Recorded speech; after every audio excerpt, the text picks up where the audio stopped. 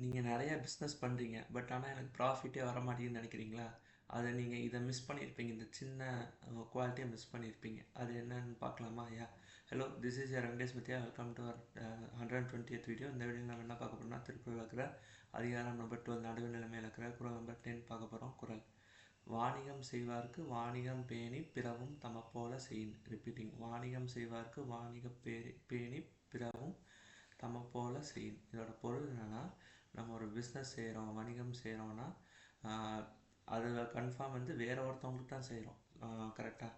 அப்படி வேற ஒருத்தவங்களுக்கு செய்கிற பிஸ்னஸையுமே நமக்கு செஞ்சால் எப்படி நல்லா பார்த்து பார்த்து செய்வோமோ அதே மாதிரி எந்த மாற்றமும் இல்லாமல் சமமாக அவங்களுக்கும் செய்யணும். அதே குவாலிட்டி மைண்டோட குட் மைண்டோட செய்யணும். அப்படி செஞ்சால் தான் அது வந்து உண்மையான பிஸ்னஸ். அப்படி இருந்தால் தான் நியாயமாகவும் கவனமாகவும் செய்யணும். ஓகேவா? அதுதான் வந்து உங்களுக்கு நிறையா ப்ராஃபிட்ஸ் வந்து கொண்டு வரும். இதுதான் வந்து திருக்குறள் சொல்லுவார். ஸோ நம்ம not only in our life, மற்றவங்க லைஃப்லேயும் நம்ம வந்து நியாயமாக நடந்துக்கணும். அதுதான் வந்து நம்ம வெல்த்தையும்